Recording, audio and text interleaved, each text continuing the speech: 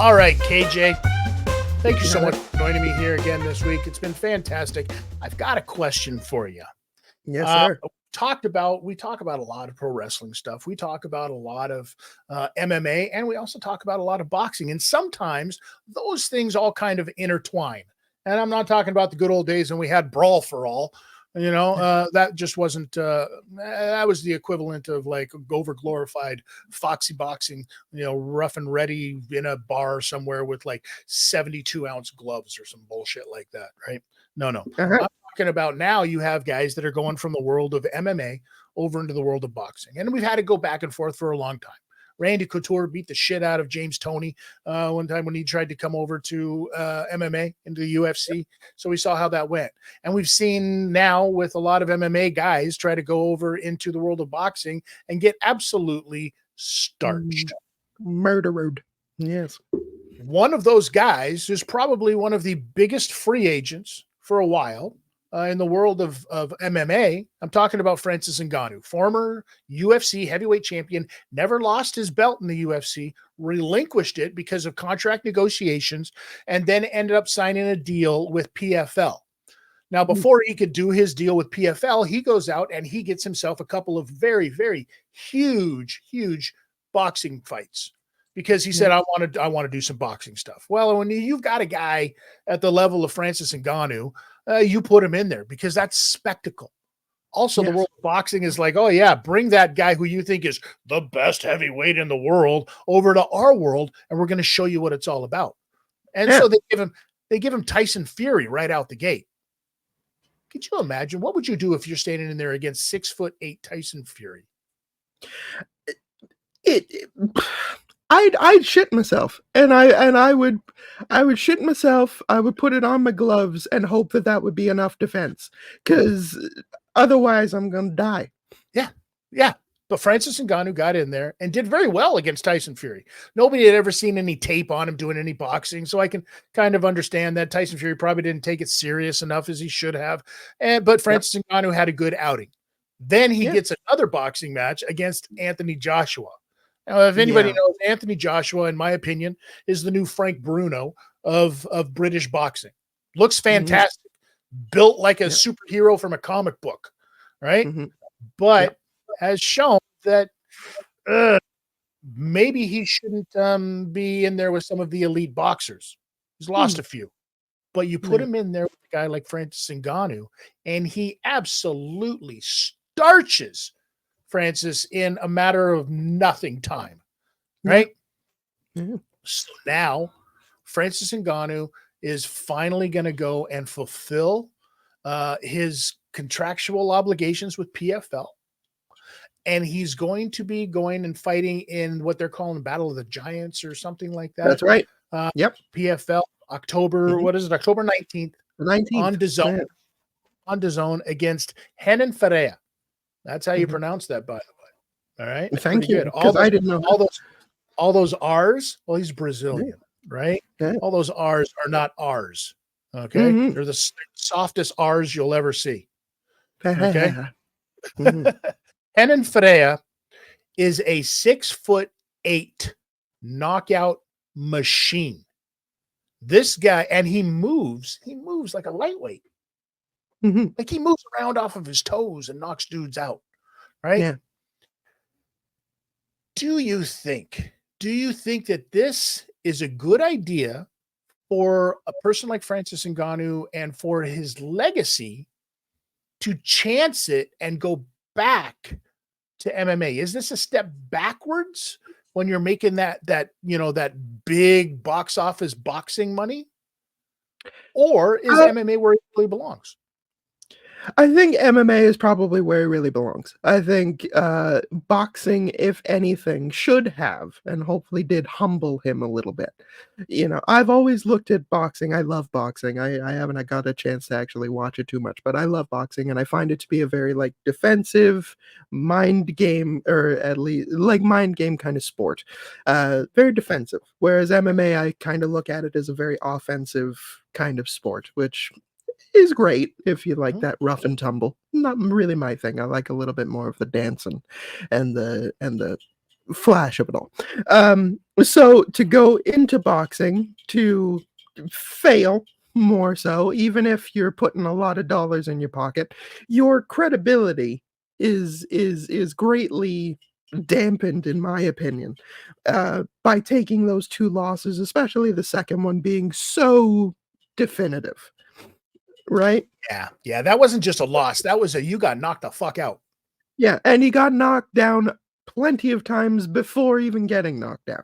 Yeah. And Anthony Joshua was kinda showing you, like, "Okay, this guy is really not meant to be here, and Well, this is why." there's levels. There's levels, and you think about some of the best boxers in the world, they've been doing it since they were knee high to a grasshopper. Yeah, You know what I yeah, mean? They're like walking in, tugging on mom's apron strings into the gym, and then grabbing a pair of gloves and going at it. mhm, You don't pick this up at a later age. This is a no, thing I've said about Jake Paul for the longest time as well, is that's just not something that you can do. I commend Francis Ngannou, and I commend anybody who gets into a cage or a ring or anything like that and has the balls to, try not to get punched in the face by somebody of equal size and talent as yourself. Francis Ngannou deserves all of the credit in the world for doing this and fulfilling his dream of actually going out there and being a professional boxer. But now he's got contract that he's got to fulfill, and he's got to mhm, go over to PFL, and he's got to fight a guy that could very well knock his head off. And yeah, here's the thing that I think is a problem with all of this is because if that does happen, I'm willing to say that that's the end of Francis Ngannou.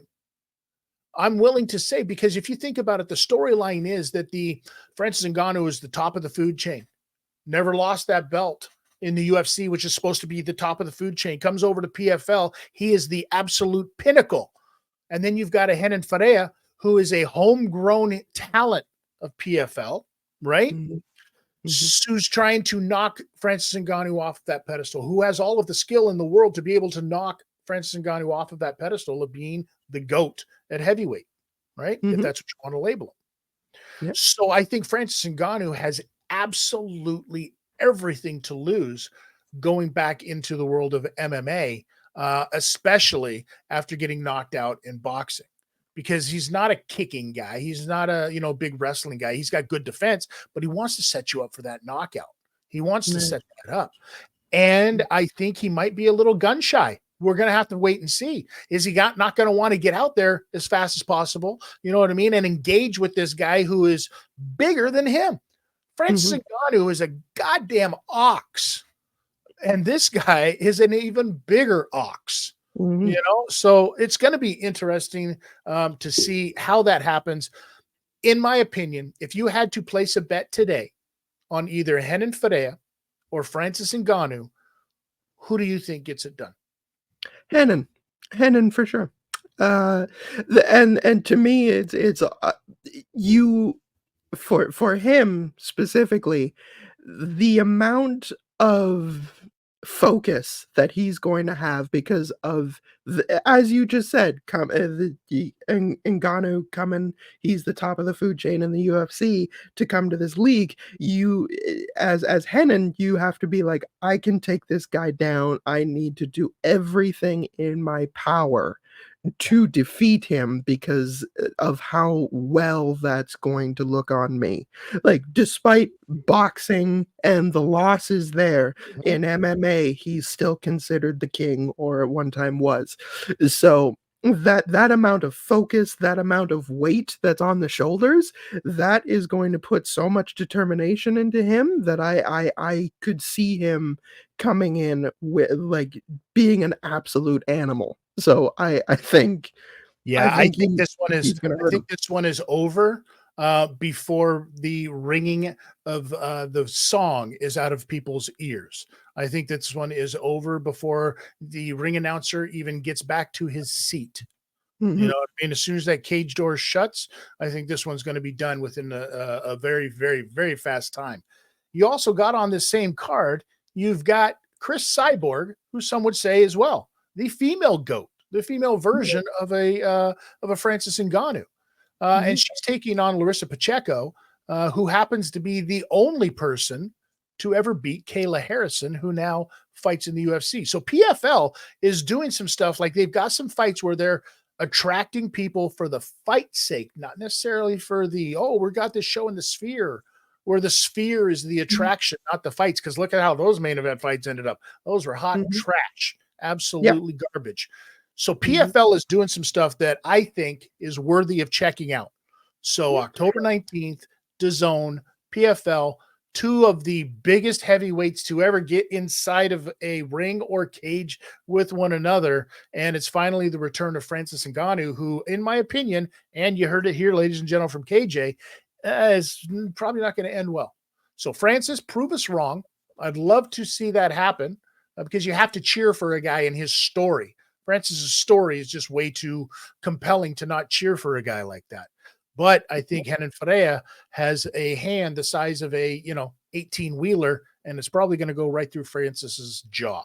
Thanks for watching that video. If you like that video and you want to see some other stuff, check out our catalog here on YouTube, or you can find us on any podcast provider anywhere in the world. Yep. SportCars.com, the best in Canada. NHL, NBA, NFL, MLB, Pokemon, UFC, WWE. TotalSportCars.com, The hobby's best friends, that's TotalSportCars.com.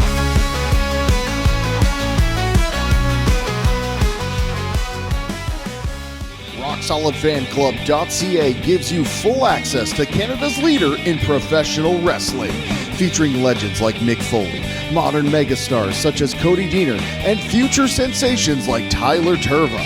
RockSolidFanClub.ca offers exclusive series, podcasts, live streams, specials, and full events, all for less than $9 a month.